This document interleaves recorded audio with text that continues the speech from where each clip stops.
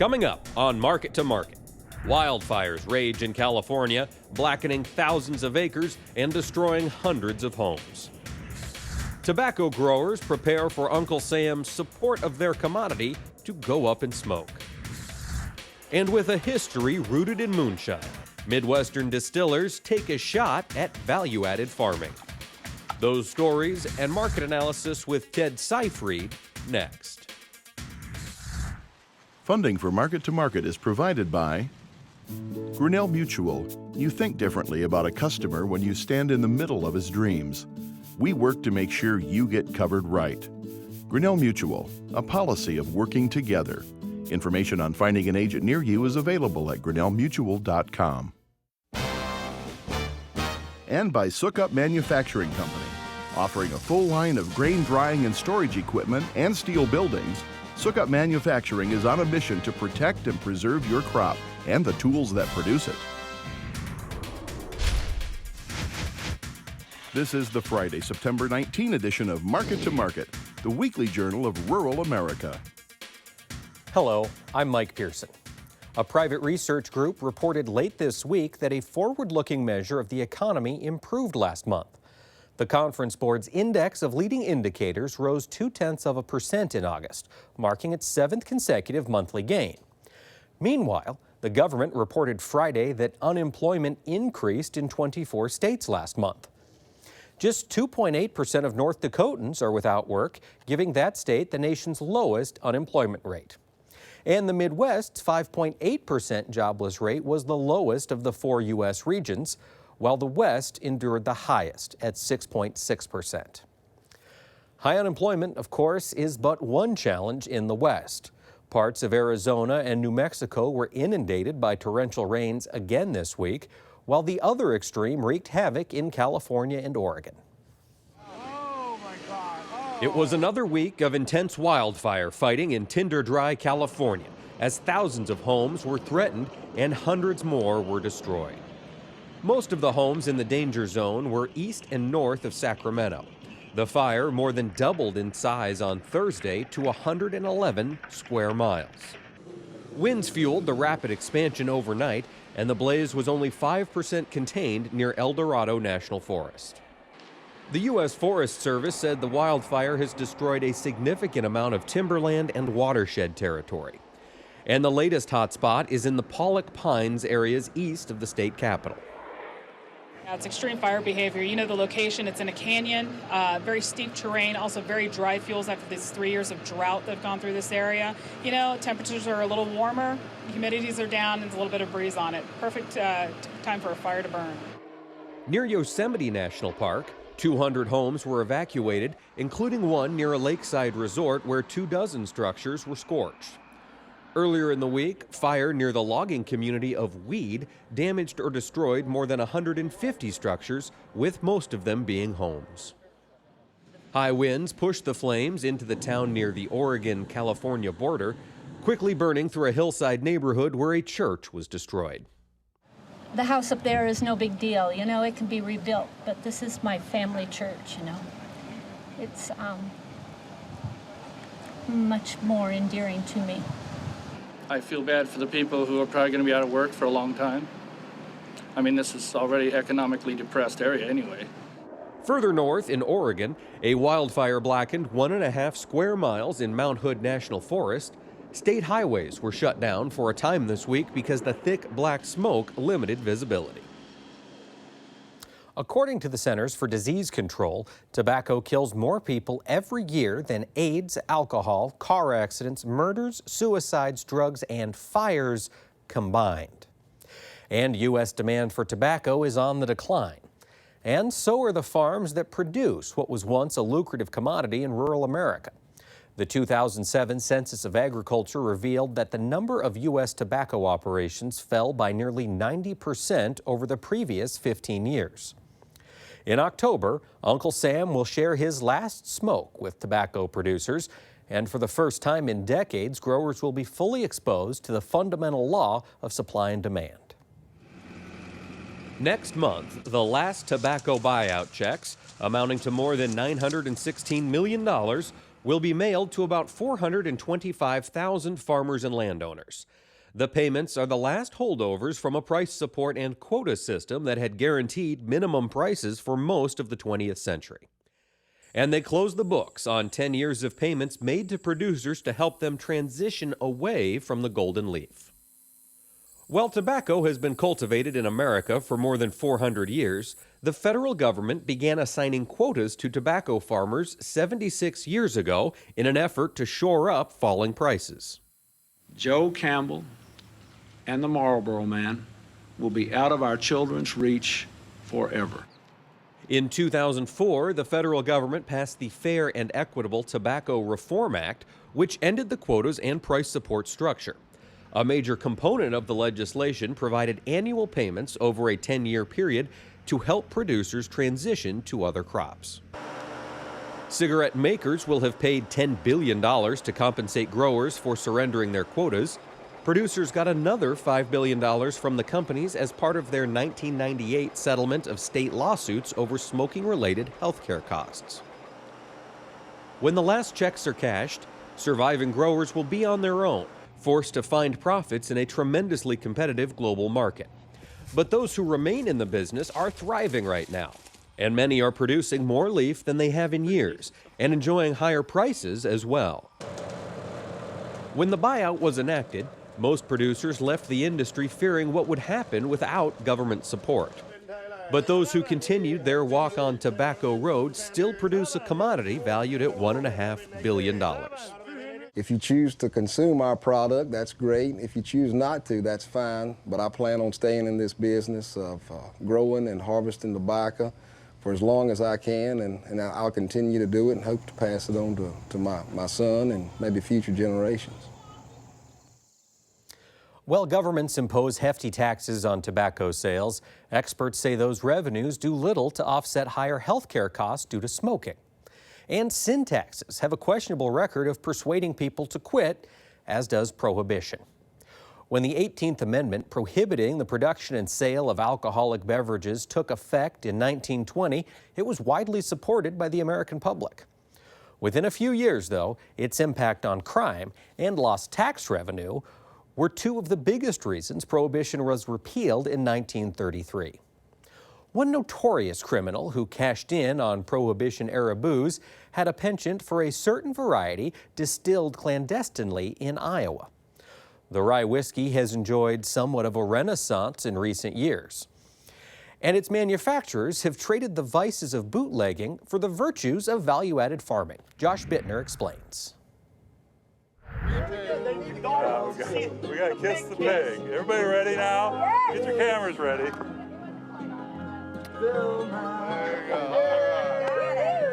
Have you ever seen anything like this before? We've seen Keith kiss pigs before. 60th birthday celebrations often poke fun at those nearing retirement, but the folks at Templeton Rye aren't ready to ride off into the sunset. And with plenty of good-natured ribbing served up at this milestone event, it was the main course that took partygoers to hog heaven. We took 25 Duroc pigs and fed them Templeton rye mash. We butchered them several weeks ago, and now we're actually having a hog roast in conjunction with my birthday party. Increasingly, culinary masters have concocted unique tastes and aromas by including bourbon and rye whiskey in their dishes. And while the buzz about such distilled ingredients has grown, for one small town, value-added ventures of the spirited kind were once part of the fabric of life. We knew something was wrong because we knew that they hid whiskey out in the cornfield and stuff like that. Irene Meislin grew up near Templeton, Iowa, and fondly recalls the town's dubious past. Rooted in the mystique of Prohibition-era bootlegging, Templeton was, for those in the know, a hub of exceptional rye whiskey. While the 18th Amendment to the U.S. Constitution outlawed the manufacture and sale of alcoholic beverages, it was woefully inadequate at dampening demand.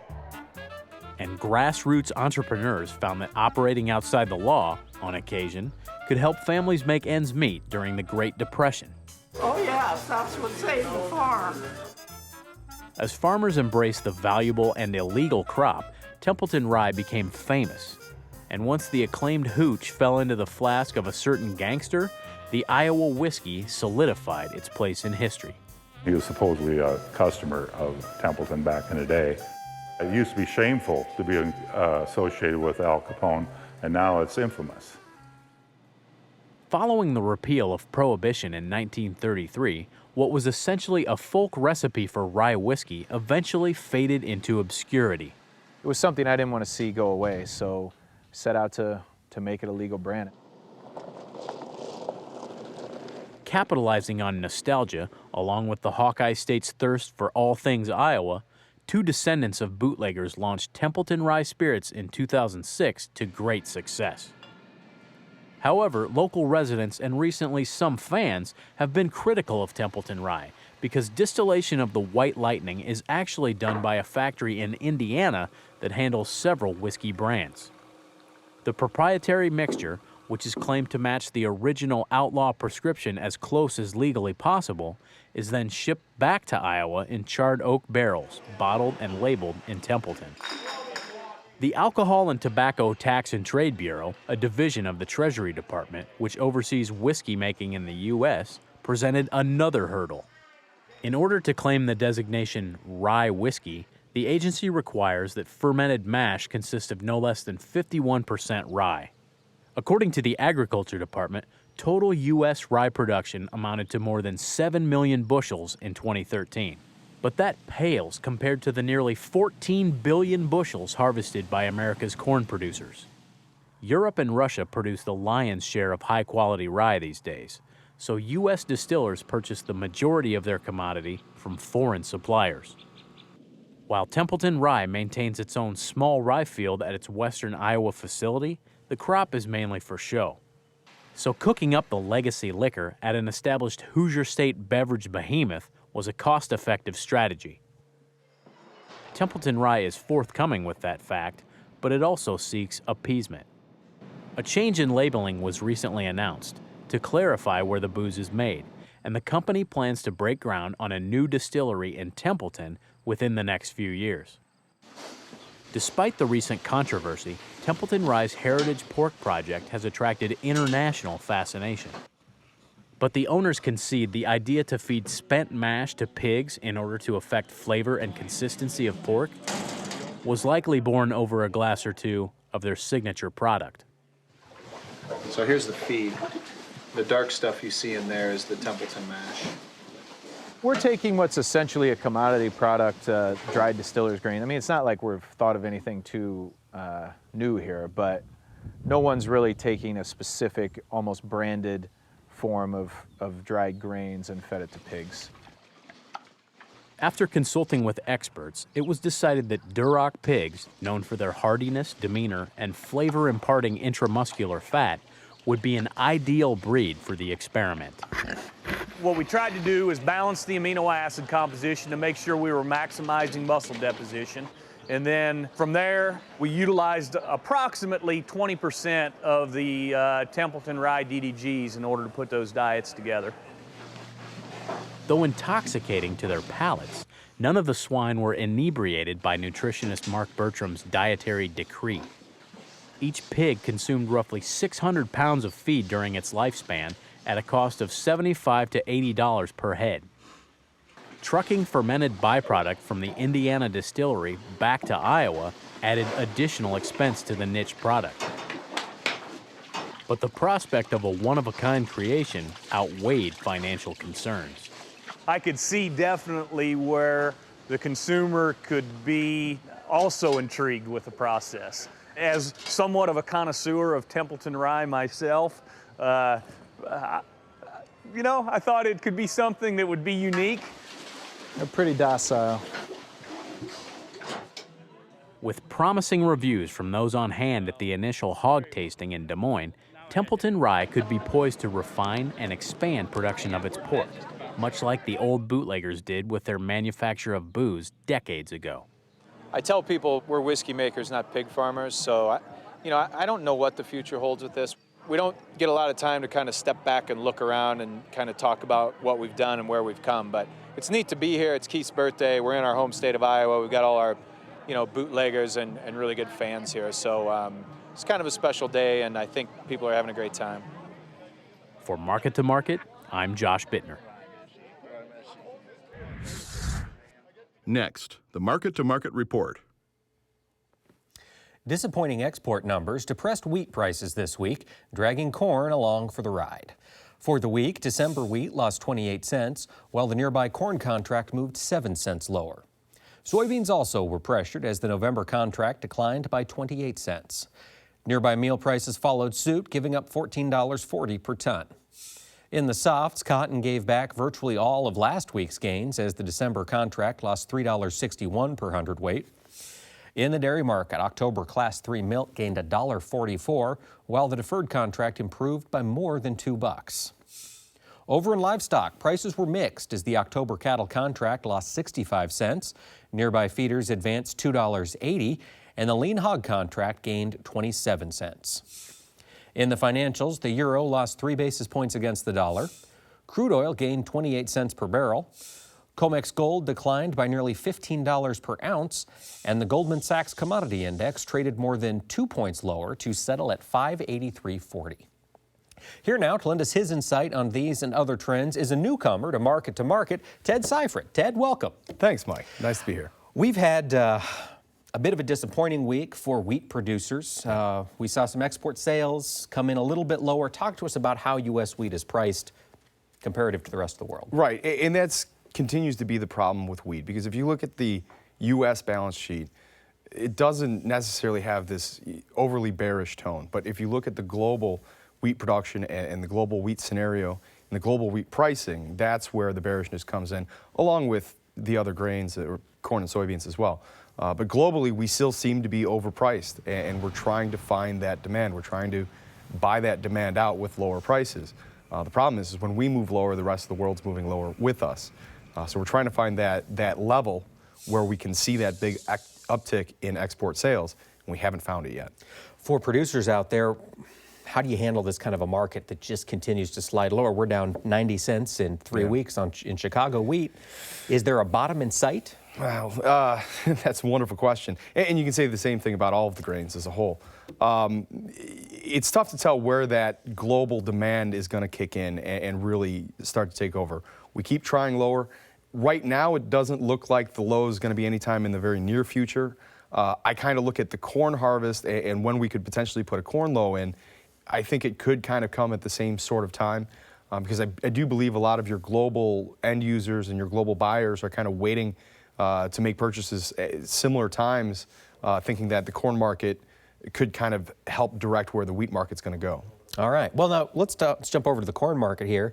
It did slide a little bit this week, 7 cents down on the week. Right.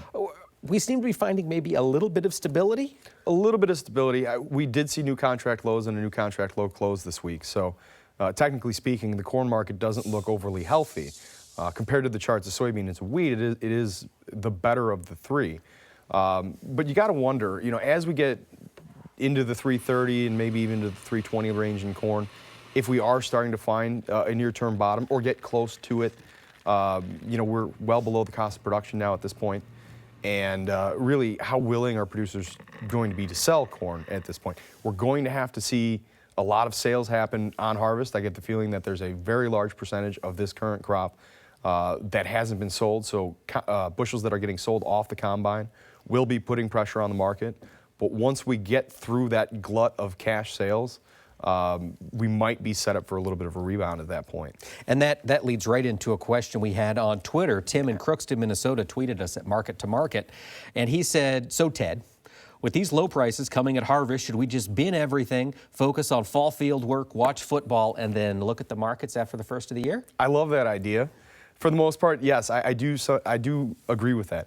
I don't think that we're going to see these wonderful yield reports that we've been seeing so far continue. I think as harvest moves further north and west, the numbers will be a little bit less impressive, and that might bring down some of these supersized yield estimates that you're hearing from a lot of analysts right now. I also think that there could be an acreage drop coming from the USDA. Currently, we're looking at an 800 thousand harvested acreage drop from where the USDA is currently, which with a yield right where the USDA is at right now, you could see production numbers drop by about 150,000 or 150 million bushels. That being said, again, as the harvest moves north and west, right now is when we're hearing all of the wonderful yield numbers, and when we start hearing less numbers, that might be a little bit more bullish for the market. So maybe some of the most bearish fundamental news for the corn market is right now, or maybe just drifting behind us, or right ahead of us, but right in this time frame. So going forward, we're going to need to see an acreage battle, which corn is going to need to win. So getting into the first part of next year is when you would think that corn prices could be rebounding at that point. All right. So now let's jump over to the soybean market. We did see it was an ugly week for soybean producers out there. As we look at this new crop, what happened? Are we just still chewing on the idea that this big crop is getting bigger? Yes, big crop is getting bigger is a wonderful way to put it. We look at a USDA carryover of 475 million bushels. There's thoughts out there that number is getting bigger and maybe even over the 500 million bushel range, 515 possibly. So the idea that the bean crop is getting bigger, there are more beans there, very, very big ending stock number. We're going to have to chew through it on harvest, just like what we're going to have to do with corn.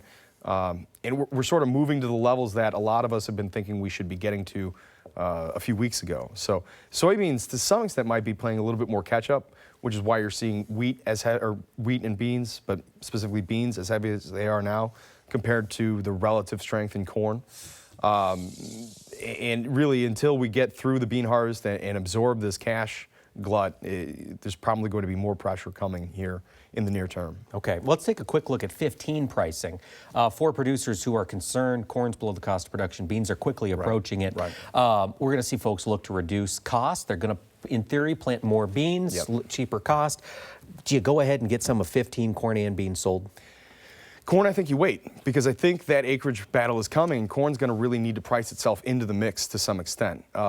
Beans could do some work to price themselves out of the mix, but what we don't necessarily need going into next year is another record bean acreage number with what South America is doing currently. So getting into the first part of the year, when guys are making their decisions, you're going to see this battle play out on the board. It's going to be very interesting, but corn should be the winner there. Beans should be the loser. All that kind of leads you to the idea that maybe corn for 15, I like the idea of being 20-25% sold, but I've been saying that for a little while, so hopefully we're looking at higher prices on that one.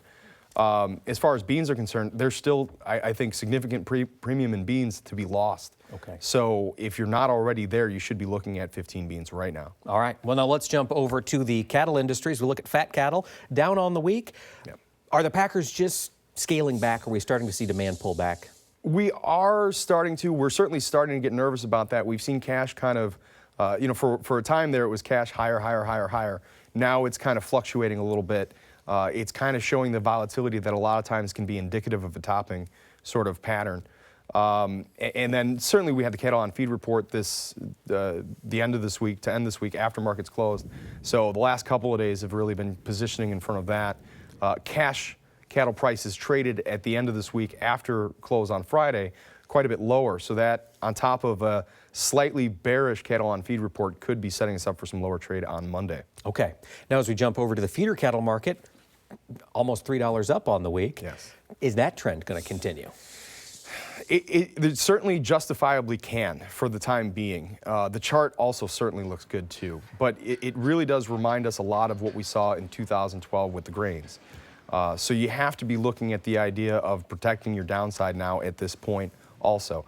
Embrace the bullishness, embrace the bullish looking chart, but also kind of keep an eye on your risk management as well, because this is something that we could see a significant pullback here at some point.